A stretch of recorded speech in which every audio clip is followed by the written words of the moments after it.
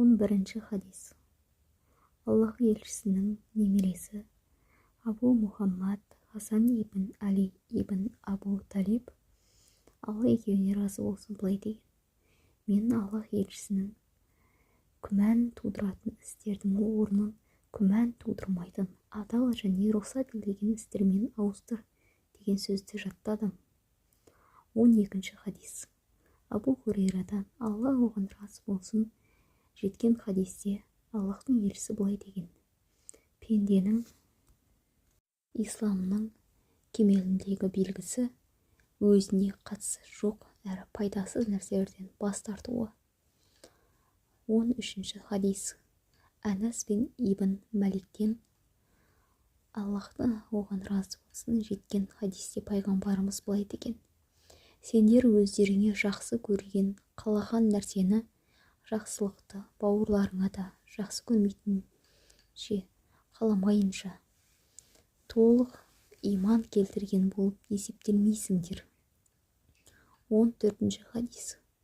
Абдуллах ибн Масудтан, Алла оған разы болсын, жеткен хадисте Аллахтың елшісі былай деген: Ла илаха иллаллах Мұхаммаду Расулаллах.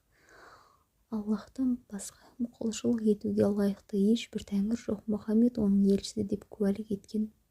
Мұсылманның қаны 3 жағдайдан басқа кезде адал етілмейді.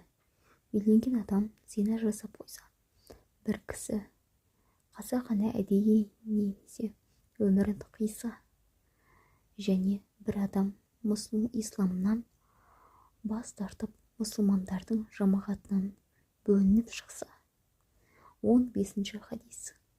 Абу Хурейрадан, Алла оған разы болсын, жеткен хадисте Алла елшісі былай деген: кім Аллахқа және ақыретке иман келтірсе, жақсы сөз сөйлесін немесе үндемесін.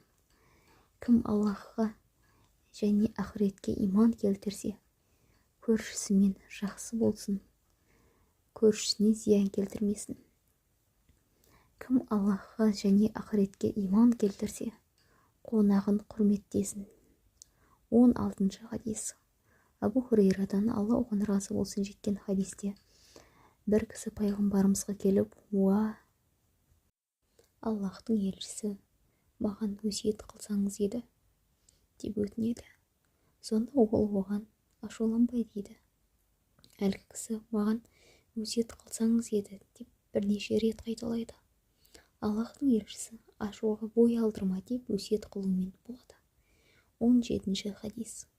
Абу Яғла Шаддад ибн Ауас, Аллах оған разы болсын, жеткізген хадисте Аллахтың елшісі былай деген: Аллах тағала сендерге барлық істе және бүкіл нәрседе ихсан, жақсылық, игілік, көркемдік қылуларыңды парыз етті.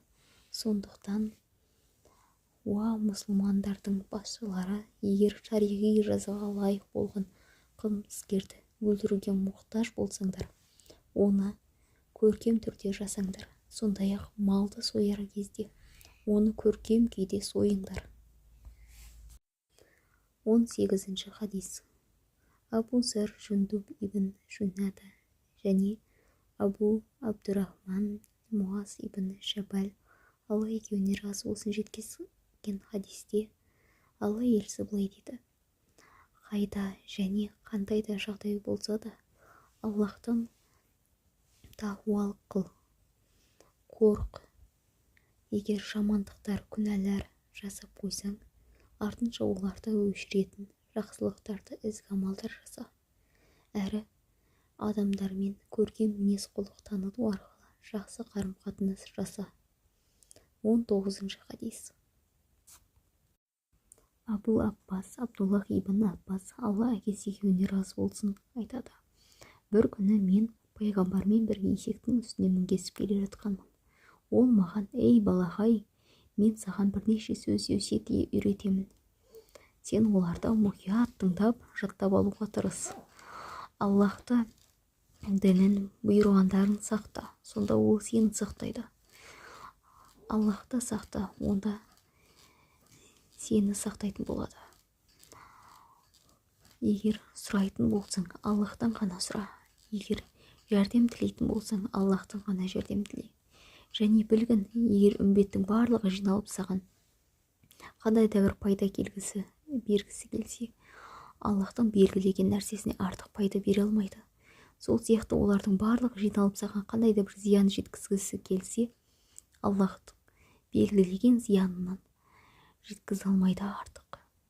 Өйткені қаламдар көтерілген, парақтар құраған кітап.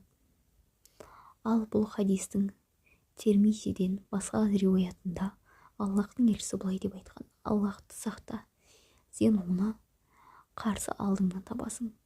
Кеңшілік, жақсылық уақыттарда Аллахты тануға ұмтыл. Ол сені қиыншылық, таршылықта таниды. Жәрдемсіз тастап қоймайды.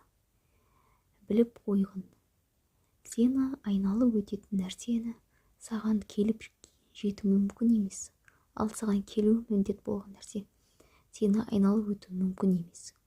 Білгін, сабырдан кейін әрдайым жеңіс, қайғыдан кейін қашанда қуаныш, шаттық, ал қиыншылықтан кейін міндетті жеңілдік келеді.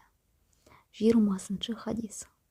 Абу Масуд Уқбай ибн Амр, Алла екеуіне разы болсын, жеткізген хадисте пайғамбарымыз былай дейді: адамдарға әуелгі пайғамбарлардан бері келіп жеткен сөз: егер ұялмасаң, білгеніңді істе деген сөз.